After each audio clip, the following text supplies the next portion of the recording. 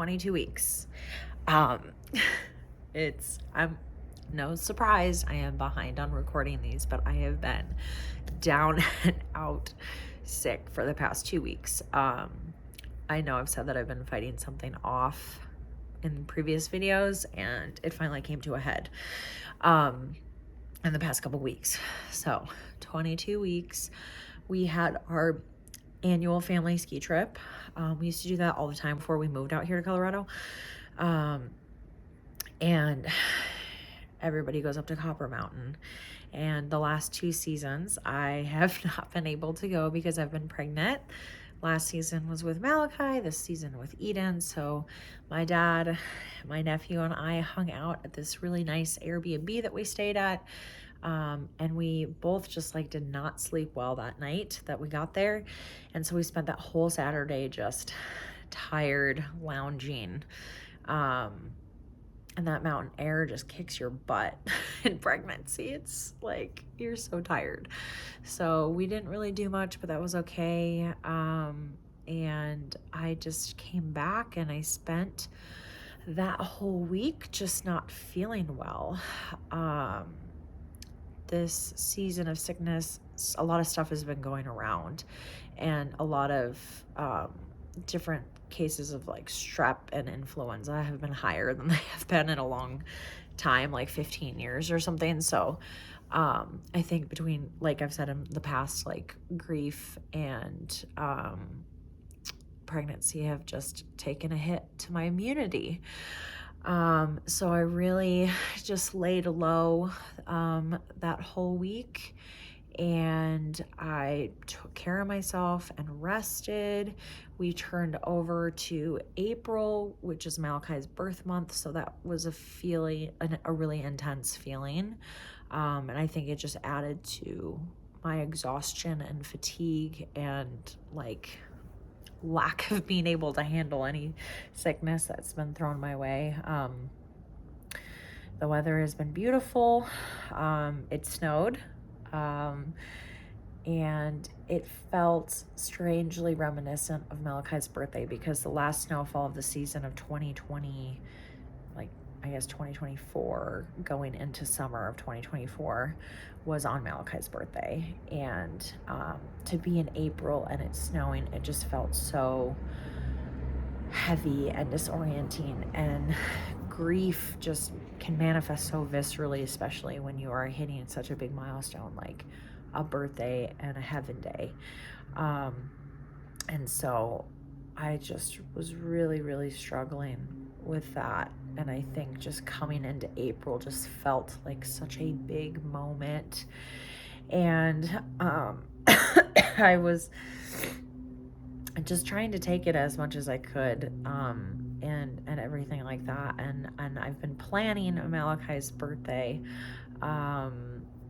to help occupy myself, which it's been good, but I just feel so weird planning to celebrate, and the word celebrate feels so strange, but I'm celebrating my son's life, but to celebrate, like, celebrations just look different in our house, you know, like we are celebrating the life of our son. He isn't here with us physically, but he is in heaven.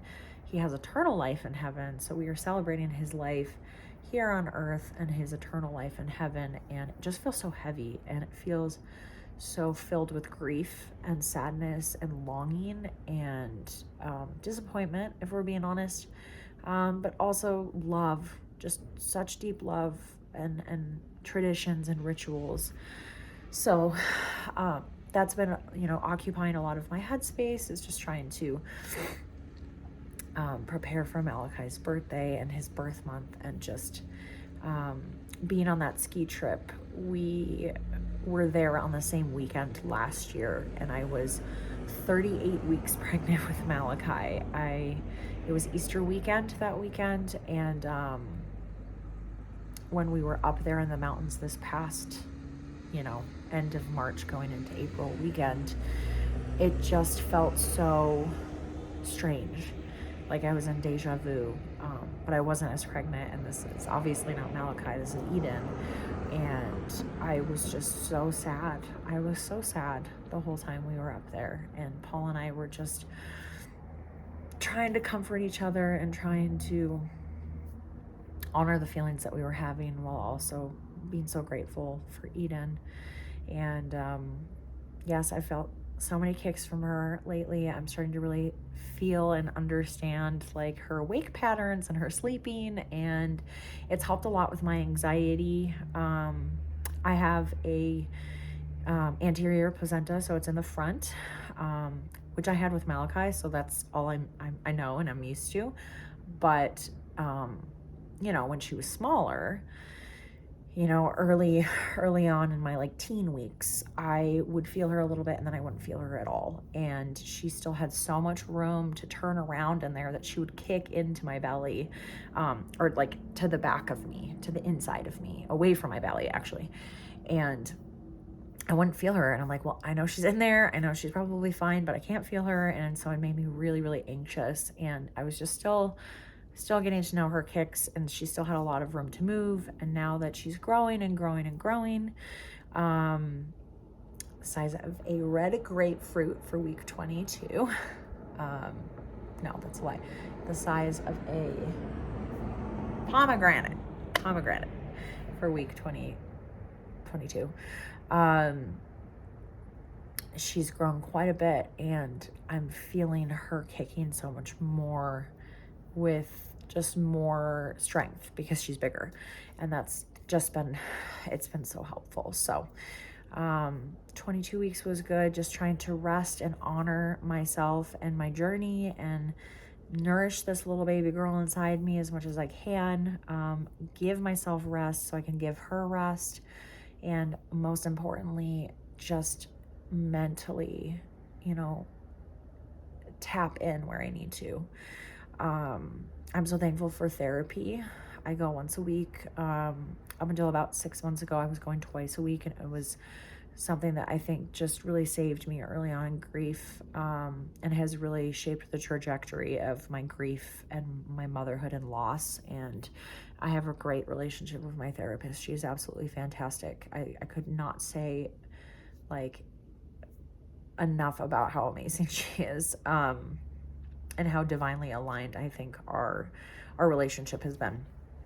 And I think, you know, just mentally knowing that I need to tend to my grief as honest and as authentically as possible, because that's the most healthy thing I can do. But it still takes so much energy to be authentic, and it's exhausting. Grief is exhausting, and I think it's done a lot on me. So I've tried to nourish myself extra, you know, tend to myself just more gently, especially leading up to Malakai's birthday. But we're here, and we made it to 22 weeks, and I'm so grateful for it. And I love getting to know this little girl in me more and more and more.